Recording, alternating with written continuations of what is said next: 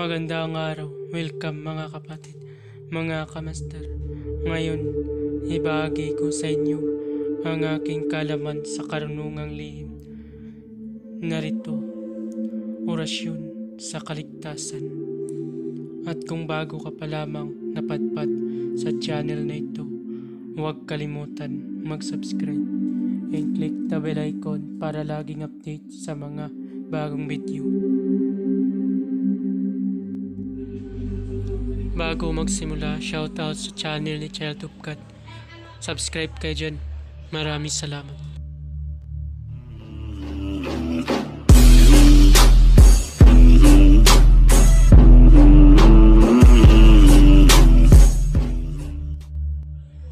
Pamilin, mahalin at pagkaingatan ang bawat ibinahagi ko sa YouTube channel na ito. Ang kapangyarihan na kapaloob dito ay lubhang maiwaga. Gamitin lamang sa kabutihan at pagganap ng kalooban ng Diyos. Maginawaran at laging isa puso't isip ang 7 layunin ng Diyos. Una, isabuhay ang 4 na gintong simulain. Maka-Diyos, makabayan at makatao, makakalikasan. Pangalawa, isagawa ang pag-ibig sa Diyos, pananampalataya at pag-asa sa pamamagitan ng tiyaga.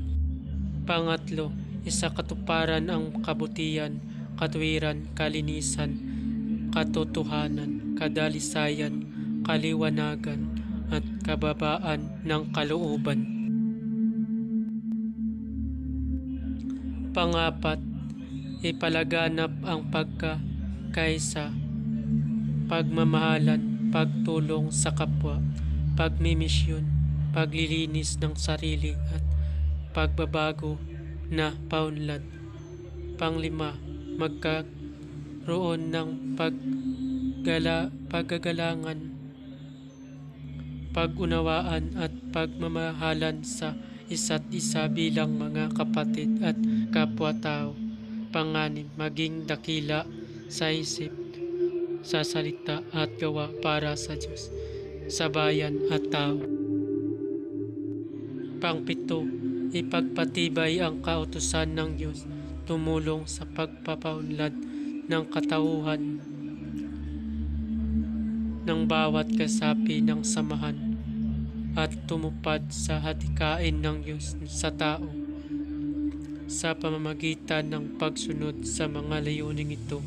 Ang isang naghanap sa Diyos ay makakasumpok sa Kanya at hindi pagkakaitan ng Kanyang liwanag. Isunod ang pamamaraan. Ang paggamit ng orasyon ito ay kailangan mataas ang iyong kaalaman pagdating sa spiritual dahil ang mataas na uri ng orasyon ito kaya kailangan i-active mo muna ng 49 days. Idugtong sa iyong debosyon. Para saan nga ba kapag i-active mo ang orasyon? Para po ito sa iyong sarili. Dahil kapag na-active mo na ng 49 days na walang patlang at kabisado mo ang orasyon, kapag nagkasakit ka, kaya mo gamutin ang iyong sarili. Pero kung natapos mo ng 49 days na walang patlang at hindi mo pa kabisado ang orasyon at ginamit mo kapag nagkasakit ka, hindi mo kaya gamutin ang iyong sarili. Bago gamitin ay kailangan kabisaduhin muna ang orasyon. Ang pag-active ng orasyon ay isa din sa pagpapabisa ng orasyon, lalo lumakas ang orasyon kung debosyonan ng 49 days at madali mapaganahin kahit mataas pa dahil na-active mo na ito. Ang paggamit ng orasyon ay kailangan mo muna ng pundo para pagkunan ng kapangyarihan na magpapagana ng orasyon. Ang sinasabing kong pundo ay tulad ng Ama namin, Aba Ginoong Maria at luwalhati sumasampalataya. Depende sa iyong gamitin na pundo mayroon din orasyon. Para mapadali ito, pagganahin kung ang iyong gamitin na pondo ay Ama namin, Aba Ginong Maria, luwalhati, sumasampalataya. Gawin yan ng tagtatlong beses. Ulitin ang Ama namin, Aba Ginong Maria, hanggang sa sumasampalataya o salin ng 3 beses. Pagkatapos magdasal, isunod ang orasyon. Narito ang orasyon. La repentina libera mi Yeshua Maria y Josep Cruci Sancti Pater Benedicti Matam Mitam Mikam Makam Makmamitam Milam Lumayos Lumatak Bernabal Sanctus Dios Santong walang kamatayan, ako po'y ipagsanggalang matam mitam mitamit Sancta Hermenciana Sancto Adonai Maria Candelaria Sancta Estolana Liberami Defendami Salvami.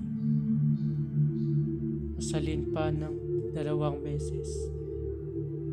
La repentina libera mi Yeshua Maria y Josep Cruci Sancti Pater Benedicti Matam Mitam Mikam Makam Makmamitam Milam Lumayos Lumatak Bernabal Sanctus Dios Santong walang kamatayan, ako po'y ipagsanggalang matam mitam mitamit Sancta Hermenciana Sancto Adonai Maria Candelaria Sancta Estolana Liberami Defendami Salvami. Maraming salamat. Pamamaraan kung ikaw ay alis ng bahay at pupunta ka sa mga lugar na meron masasamang tao at hindi pagkatiwalaan o palagi may barilan, o salin lamang ang orasyon at iihip sa dibdib bago manaog ng bahay para ikaw ay ligtas sa panganib na parating.